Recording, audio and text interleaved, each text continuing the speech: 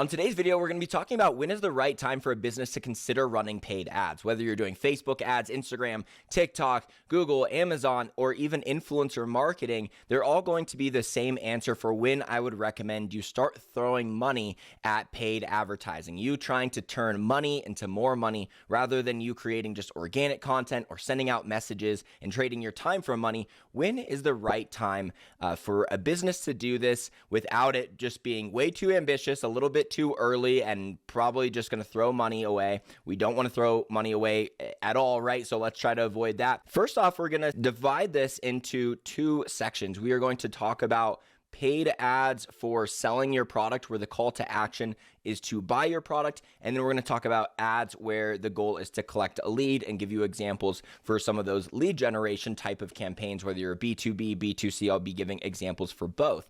So if you are trying to sell your product from the ad, that would be like what I call traditional advertising, especially on social media. So if you're selling clothes, maybe you say it's 20% off, or you don't even run a deal. You're just saying our new fall collection is out. The goal of the ad is to get the person to make a purchase. If you are selling coaching, this could go right to someone booking a call. I would even consider this kind of marketing where it's like one step away from buying, maybe two steps away. So like booking a free call with you would still be you pursuing a sale before doing anything else. They know it's a consultation call, so that's great, but they also know it's a sales call. So either of those type of ad campaigns, whether it's like going right to a product page or to a free sales call that is, one step away, even for like you financial advisors out there, when you offer your free financial planning, people don't see it as, oh, wow, I'll just get the free session and this will be really valuable. They see it as, don't take this appointment unless I'm actually serious about investing with you. So any type of ad that is going for that, I would not recommend you do until you have a proven sales track record outside of friends and family. And how I would define that is why I kind of hesitated there. Like, how exactly is the best way to say your product works? If you can sell it to friends and family, right? Not really proof enough, right? If you can sell it to people that you've never met online and you're selling a completely original product, then that is where you would want to see a decent amount of sales, right? Like 10, 20, 30 customers come in that came in from cold audience, and maybe you gave them a sales pitch. Maybe they found you on Instagram from you just posting content, and they followed you, and then eventually they bought from you. Even if you get like 20 to 30 people, I'd honestly say that's enough proof. Even 10 is pretty telling. People usually either buy stuff or they don't. The general perception is that your product is worth it or not. So the cool thing is it actually doesn't take a ton of sales to a completely cold audience before I'd say you've really got something going on. If you can get one sale, you can get two. If you can get two sales, you can get 10. If you can get 10, you can get 100. And if you get 100, then hey, the sky's the limit. So if you know when I put my product in front of the right customers, they buy it, right? Sales happen. Maybe you've worked a farmer's market. Maybe you sell, I have someone I'm working with right now that sells purses. She hasn't had as much of an online presence, but she's trying to expand online now, and she's been working a bunch of farmer's markets. And I said, yeah, well, I mean, when you buy the booths, are you profiting? Are people coming up and they see it and they buy it? She said, yeah, I've been doing this for 20 years. So that is all the product proof you need. You can go into running an advertising campaign to sell it. And there's also even more qualifications than I would have to this. Last thing I'll say, though, is the reason why a lot of times, if you've ever taken a drop shipping course or even just listen to free material from people who are big on drop shipping, the reason why they tell you to go to this type of campaign first is you wouldn't even start to drop ship a product that had not already shown you plenty of sales data. You went on Amazon and you saw how much it sells per month using a program like Jungle Scout, or you've just seen on Alibaba the amount of reviews it has. Like, something has told you there's a lot of demand for it, and you're just simply trying to buy a bunch of them, maybe throw your logo on it and just advertise it in a unique way. And you already know that people buy it, right? If you got into like those Theraguns would be an example, those massage guns that people use to recover in fitness, right? It's just like a percussion item that can go on your legs and you can just use it on your whole body to recover your muscles quicker. Those you already know sell extremely well. So if you were getting into it, you would just have to know that your product is good enough to work and deliver on what it promises. But you wouldn't have to do a testing phase. You don't have to go in the streets and have people try it and tell you if they like it or not. You don't have to necessarily run a lead generation campaign or any kind of surveys. You get to skip all that stuff and you can just go right to selling it. The reason why you still might not want to do these is because you need a lot of other things to work in order to sell products from ads profitably, where the goal is just to sell them right from the ad. Okay, so what I mean by there's so many factors to it is, let's say we're selling this massage gun and I'm making Instagram ads to get out there, right? So I've got some ads that are like testimonials from customers. I've got some ads that have copywriting about how it recovers your muscles 30% quicker than if you didn't use it. I talk about how it opens up your muscles and expands muscle growth in another one, totally different copywriting in a fourth one, totally different video in another one, different images. You have to come out with a bunch of different tests of ads before you find ones that work. Rarely do they all work. Like very, very, very rarely do your initial content, caption, buttons, your headlines, the sales page it goes to, the price of your product, and then also can they go out there and find a competitor that is worthy? Can they go to a store and find a competitor that it's worthy? How much is that? What are all the thoughts that are going on before this person would pull out their credit card and buy? Because there are so many other factors to it than just putting your product in front of people and then telling them what the price is. What kind of deal are you running? Is there a reason you're running the deal? The content, the video editing can be extremely important. The video editing can be make or break it when it comes down to, I'm trying to get this customer to buy this right now. And why buy this right now is the name of the game is because it's not that hard to eventually get a sale with some people if you just market to them all the time and they just have so many opportunities to buy from you. Maybe eventually they'll buy. But with a lot of e-commerce, especially if it's under $100, if that customer has to see that ad more than probably 10 times before they buy, you're going into negative already. You're already losing money on that sale. And especially because you're running ads to so many other people, even more than 10 times, that it's just going over and over and over. And maybe you're breaking even at best, even though I don't think breaking even is even a thing at all. It's like, what do you mean? Like, oh, our advertising expenses were $21,191.32, and our profit and our profit from that was 21,000, like the exact same number, right? It's like, it's never that. It's always like losing money or making money, right? It's not like we zeroed out exactly. Like, I don't think break even is really a thing. I think that means people lost a little bit of money. Whenever someone says break even, I think they're trying to just say, I lost a little bit of money. Or even a lot, and I'm unwilling to come to terms with it. But which I can understand. In entrepreneurship, it's kind of good to just lie to yourself sometimes so you can keep the confidence and keep going, because, hey, quitting's not an option, right? So tell yourself whatever you got to tell yourself. But you are having to have all these factors right. Even if it be like abandoned cart email sequences, and then once they buy, do they get upsold? A lot of times these sales campaigns can even be profitable with e-commerce, especially too if it's not getting leading to a bunch of upsells after. Even if like a small percentage of customers take you up on it, usually those customers that take you up on it like pay for the rest of the advertising campaign. Those really high spending customers are necessary in a lot of advertising campaigns. You have to test, is what I'm saying. You can't come out of the gate and have this many factors correct, especially if you don't even know if your product works. So that's what I was saying. At the bare minimum, you have to know that if I get this product in front of the right customers, sales will eventually happen. If you can say yes to that, that would be the first qualification before I'd run a sales campaign.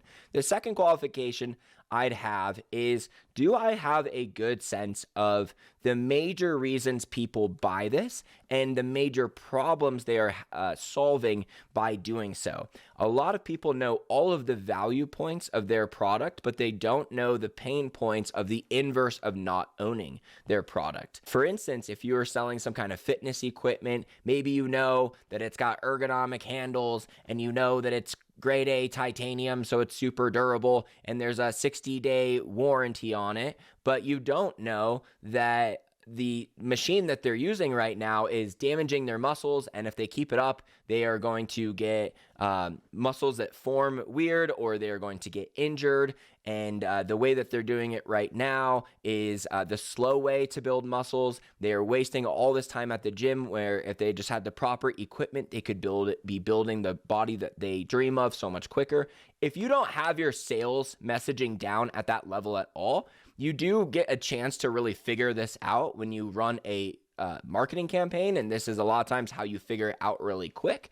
But if you don't have any idea about that and it's just not your realm, you're gonna want to read some marketing books or really start paying attention out there. Marketing is all around you, and the fact that there are people out there that are more than 15 years old that aren't awesome marketers just shows, are you not paying attention to how you buy things? The other day I saw 2 cereal boxes and they were testing 2 different colors on them right next to each other of the cinnamon harvest, and it was like this like brown, and then the one next to it had a little bit more orange to it. Like, if you don't see stuff like that, you're not paying it. Like, you have to fall in love with marketing. Why would you ever pay for Hulu Premium? They take away the ads. Why the hell would you pay for YouTube Plus? They take away the ads. You need to be paying attention to advertising if you're going to get good at it. It's literally teaching you all the time for free if you can pay attention to it and learn conceptually. So it's just really sad when I see people start businesses and then also be like anti-commercial. It makes no sense. So you have to also have a love for copywriting to get into this, because if you think you can just put it out there, just say a couple basic points, and then people are going to buy it within the first couple times of seeing that ad, when you didn't extract the pain from them, really show them what problem they have in their life and how you're going to come in there and solve it. And then you tell them the price of the product and they're like, oh, wow, I thought it was going to be way more than that. This is an incredible deal, because that's how you get a sale right away. The price expectancy is higher than what the actual price is. So that's when they're like, man, my value of this product is here. The price is way below that. That's how a sale instantly happens. So if you're not able to create that, or you don't have a strong desire to learn how, then you shouldn't be in business at all. But I don't think there's that many of you on there. So I just wanted to do that tangent, because I think it's just important for us marketers to be like, let's be real here. Like, y'all love freaking advertising, right? You just can't get good at it if you don't have a love for it, which is true about every single thing in this world.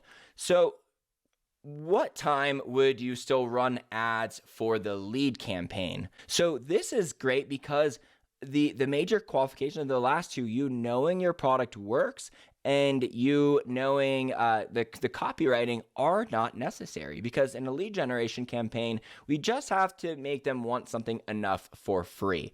So the most common in a B2B setting would be running for like a free ebook, a free training, any kind of just free information presented however you want, but it is behind an email capture form. So at least, a lead can be captured. So maybe for me, like, I give away my free course. So if you want to learn how I would recommend structuring a lead generation campaign for B2C, you can get my free course, How to Build and Monetize a Following in 90 Days or Less, in the description.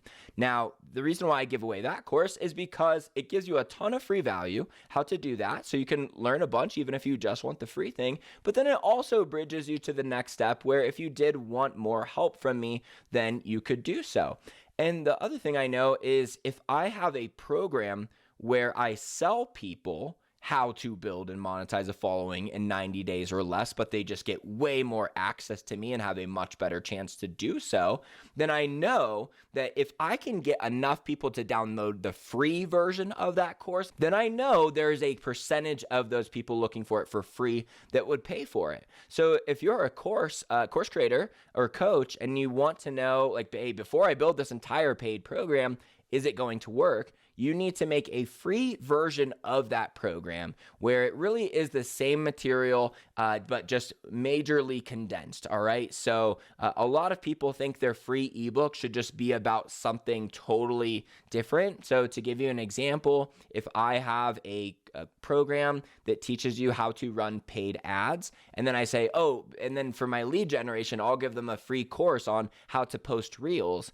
That doesn't match up. That's not a good idea to do because all those leads are not targeted. They're looking to solve a completely different problem. And even though it still is Instagram related and some of them might eventually want to solve that, it's not a good way to do it. And I've done it that way in the past, actually, where I gave away an organic course and then I tried to sell them a paid ad course. I'm like, all right, once they learn this, they'll want to learn this. But you actually want to have them solve the same problem and teach the same thing, just condensed versus, completely step by step, and then likely access to you is how it would go in a B2B consulting or even agency side of things can be done the same way. If you're like, we run ads for companies, then you can give away a free ebook that tells them exactly how to run ads because that person is ready to run ads. And then once they go through, they can say, wow, these people really know their stuff. This is a lot of work. I actually don't want to do this myself. I can see how this would work, but I don't want to do this myself. So now let me buy from this agency, right? Is how maybe their process would go. And by the way, this pertains to fitness industry, health, relationships, literally everything B2B is what we're talking about right now. But if you can get people to download the free condensed version of what you're looking to sell at a paid price, then you can get your product proof that way. So the reason why we do a lead generation campaign is for product proof. So this is actually something that all of you can run right away. Even if you are starting your business right now, doing something like this is a great idea as soon as you have an idea of what you want to sell. Coaches that are just getting started and maybe you're in the health industry, you haven't really figured out your niche yet, you haven't really figured out what kind of program you would sell, then it would be pretty hard for you to know what free guide to make if you don't even know what paid program you're going to sell. So really the only qualification for you is to just have a basic idea that you are confident in that you want to test. On the B2C side of things, how do you do a lead generation campaign to see if you can get people who want whatever product you are trying to sell? The way that I've seen that works best for this is just running a giveaway for the exact product that you're looking to sell. Because if you can get enough people to enter to win your product for free, you know there is a good amount of those people who would pay for it or even eventually down the road paid for it. Otherwise, they're not going to waste the time of the day. If they have zero interest in it at all, they're not going to waste their time to go out of their way to enter it and give a company their email, right? They don't really want to give you their email in a way. Most people aren't saying out there man, I really wish I just got more emails, right? So they are at least passing a low barrier hurdle. They don't have to pull out their credit card. They don't have to run to their car and get it. They just got to put in their email. If you can get a lot of people to enter to win your product for free, then you know that you're onto something. And the cool thing is what I like to do, even with the B2B lead generation ebook campaign, and this one, you try to sell them the offer at the end of it, right? So it's not like we take away the sales component at all, because ultimately the only thing that can tell you for sure your product works is if someone has paid for it. You really do have to go off of that unless people have showed you with their credit card that they want it. You can't just run a survey and say, hey, would this be a cool thing to own? Because people will say yes, even if they wouldn't then buy it right then on the spot. To give you an example, my first invention was the world's first aquarium smart feeder. And I did it with my buddy, Mark Bourgeois. And we worked on it for a couple years before we realized the world didn't actually want it. Because initially we came out with surveys and said, would you be interested in a fish feeder that you can control with your smartphone? So everyone who owns an aquarium is like, sure, right? Why not? Why wouldn't I be interested in that?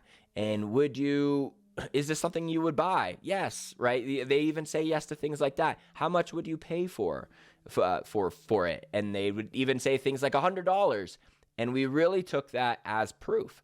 And then when we ran a sale to buy it, even at $40, they didn't show up, because even though it's worth it to them, unless they say, oh, well, it's worth that, and it also is worth more than all of the other things I could buy with my limited amount of money, then a sale doesn't actually happen. So surveying only does so much. Same with like just the giveaway lead part of it. But the thing is if we can get a lot of interest there, now we at least have a community, because how they enter is by following you, giving you their email, and becoming part of their audience. And if you want the full details of like exactly how this giveaway looks, because it's not like a giveaway you've seen online. It's not like this post, tag friends. It's none of that crap. That doesn't work. That is what will be taught in my free course below. And then it will show you exactly how to run a professional giveaway that gets a massive amount of attention and leads for you that are very targeted. And if these people who enter to win your thing for free,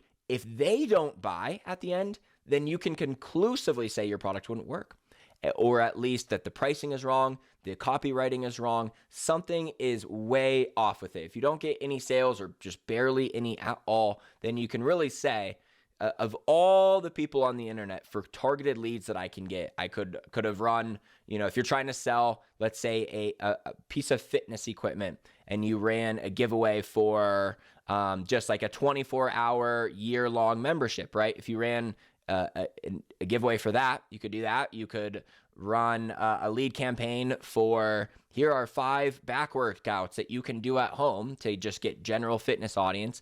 Any of those campaigns compared to just running a giveaway for the exact product you're looking to sell, the leads won't be anywhere near the level of targeted that will come from just the giveaway for the exact product you're looking to sell. So if you can't sell to that audience, then you can cut ties with that product. And the reason why I would tell you, if you are at this phase where you're like, look, I just need to know if this product works now, you should absolutely do this lead campaign immediately.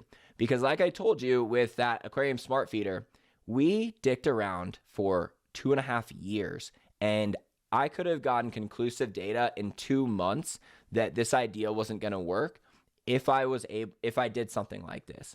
Other than that, we just kind of said, hey, look, the survey, we surveyed like 40 people. They like pretty much all said it was cool.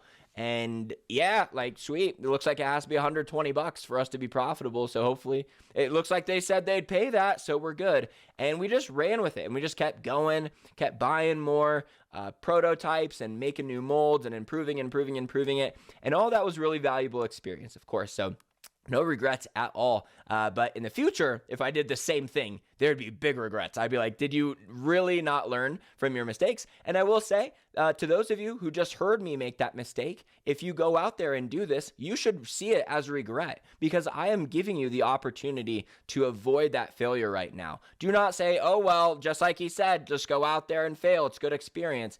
Absolutely not. You should avoid every single failure that you can, because failure is not the best teacher. Success is the best teacher. That's a former podcast episode if you're curious on that topic, but I swear that there's a 100% chance that is true. Success is a way better teacher. Finding out what works tells you what to do more of. Finding out what doesn't work just tells you go any other direction but this. So failure is a really good teacher, but don't go out there and say, hey, look, let me just go post a product for a couple years and not really figure it out, like Derek's saying, because either way, I'll get some good experience. I'm giving you my experience right now. That's why you're on this video. I'm helping you save years of your life if you can take this into heart. If you're an artist who has a lot of new paintings that you have no idea if the world wants to buy, if you are a clothing designer who has all this work that you have no idea if people outside of your friends and family actually want to buy it or not, or you've invented a brand new product of any kind, something that you really don't know if it would work, do not post about it for years waiting for sales, because it will take a couple of years before you realize you are not onto something. Because obviously not quitting is something in entrepreneurship, but not changing paths is even worse when you absolutely need to. If you're on a hike to a top of a mountain and you're just on the wrong path, don't be like, never quit. Like, that's just stupid, right? Never quit. We're descending into the valley now, but, we can't quit. you're on the wrong path, and you want to figure it out as soon as possible. The sooner you can figure out you're on the wrong path, the sooner you can get on the right one. You're 100% chance every one of you listening to this right now is going to be successful someday. You'll eventually find the right path. But identifying if you're on the wrong one or not as soon as you can should be of utmost importance to you. So if you're able to run a giveaway for, like, let's say it's your clothing store, and you're like, all right, we're giving a $300 gift card, and you can spend it on like the first 12 items of clothing I come out with, and you get all these people that are interested and emailing you, hey, I love this shirt, by the way, and they're DMing you now, hey, when does the giveaway end again?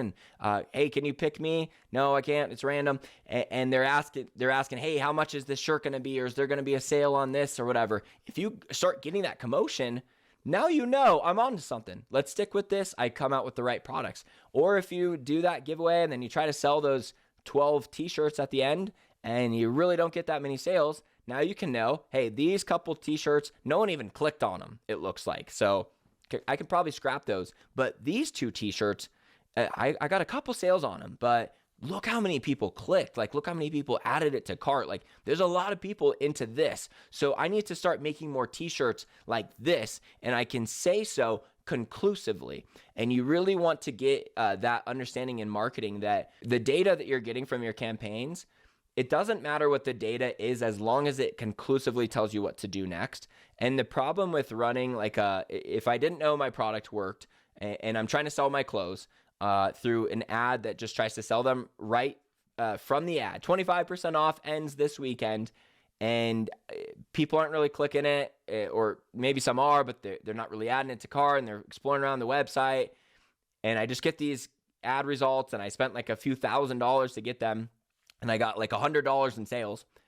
It doesn't tell you what to do next. You're just like, cool, I'm out $2,900 and I have no idea what to do. I know that either my pricing is wrong, my copywriting is wrong, my images are wrong, my video is wrong, my targeting is wrong, my sales page looks untrustworthy. There are so many options of what it could be that you have no idea what to do next, or the data does not conclusively point you where to go. If you were to do something like this where you run the giveaway and you get all these leads, and you can even just spend a couple $100s to figure this out. With a sales campaign, you're spending minimum $3,000 before you can pull the plug on a product. With this type of model, you're spending minimum $300 to $500 before you can conclusively pull the plug on a product or make adjustments conclusively of what to do next. So to wrap up this entire episode, if you know 100% your product sells when you get in front of the right people, and 2, you have a love for marketing and you are ready to throw some money at it and to figure it out, get your copywriting down, you're ready to test a bunch of different videos and images and everything to no extent until you figure it out, you are ready to run an ad campaign where you try to sell your product right from the ad itself. If you have no idea if it sells, but you really need to know right now, you need to run ads, but you need to do a lead generation campaign. So if you're B2B, take those in consideration, the ones I said before. If you're B2C, get my free course. It will tell you exactly how to do this model, and you'll have it done in the next couple of months. And it's what I really needed, because if I did this with my smart feeder, I would have been able to move on to bigger and better things a lot sooner, and not had to been so broke for a while, because that was quite the costly venture that never played out to anything. And I wish I could have seen it, because I think even a lot of you listening to this, you're like, aquarium smart feeder, that should exist, right? There's an app for everything. It doesn't make any sense. Fish are 35 cents. They don't have a name. They die in like 7 days without feeding. So like if you miss a feeding, like they're totally fine. It's just, it didn't solve a problem at all is the short answer. But you got to figure that out now. And that is how you figure it out. So if you're in that situation, I need to figure this out now. You should run a lead generation campaign, not a sales campaign. That's what I got for you today. Subscribe if you're not already. Appreciate you. Talk to you soon.